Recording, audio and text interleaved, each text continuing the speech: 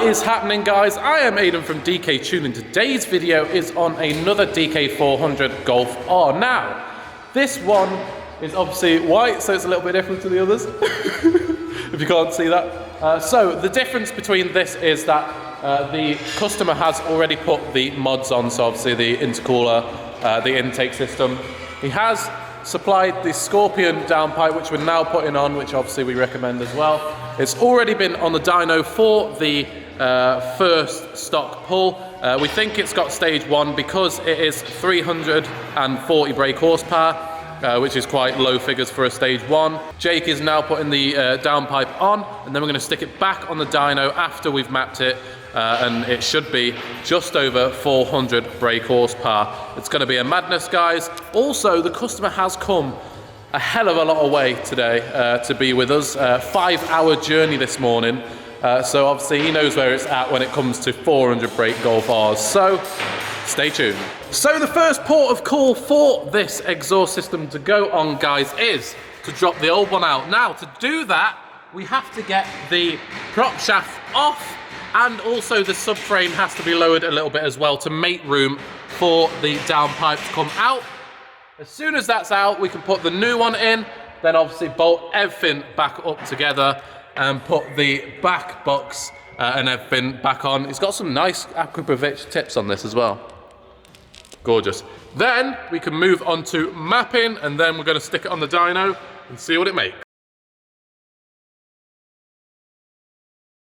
Right, guys, the old downpipe is now out, and we're going to get ready to stick the Scorpion one in. And it looks so much better. Obviously, this increases flow, which is increasing power. So as we can see, guys, the new downpipe is now in, and we have the prop shaft back in as well, ready for this pipe to go on.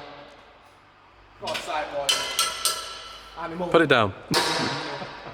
Ready for this part of the pipe to go on, and then obviously we're going to make this up, then put everything else back together, and then we're going to start mapping and dynoing.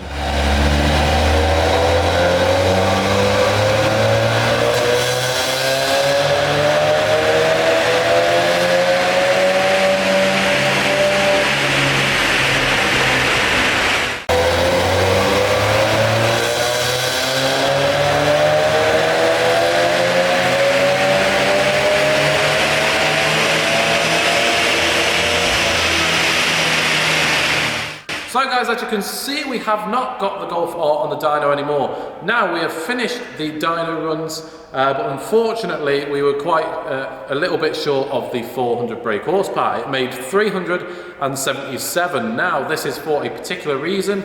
We plugged it into Bagcom and it came up with a couple of issues. It was an intake manifold issue where the flaps were stuck shut. So obviously that was holding the car back quite considerably, guys. So yeah, so we're sending the customer away. Unfortunately, obviously we haven't got 400 brake today, but we're going to get him back as soon as it's been fixed, and then we're going to get the 400 brake horsepower, guys. Things like this do happen. It's very, very unfortunate, but stuff like this does happen, and hopefully we can make it into a W at the end of the day and get it back in and make 400 brake horsepower.